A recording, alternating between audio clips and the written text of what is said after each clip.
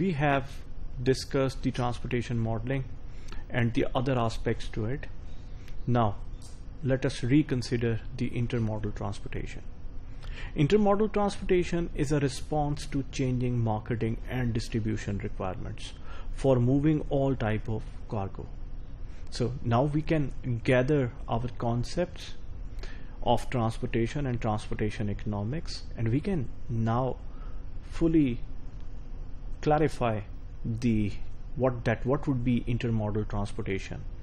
That is a response to your changing marketing and distribution strategies and requirements for moving your shipment, of course. Use of intermodal containers. The containers should be compatible with 2 or more modes. Now that is an important thing in intermodal transportation. In intermodal transportation, you will be looking at the containers that would be compatible for more than one type of mode.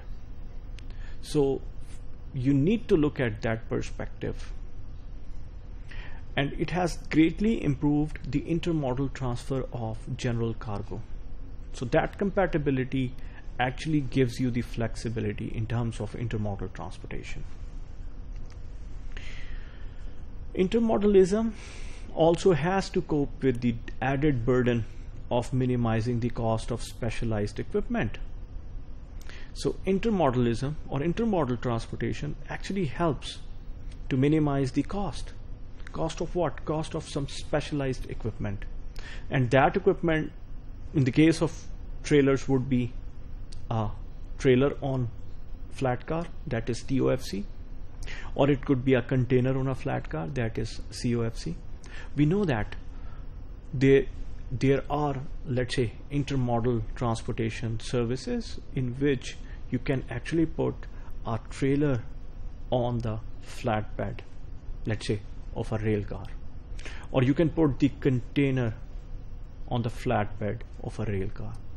So the flexibility would be there for intermodal transportation.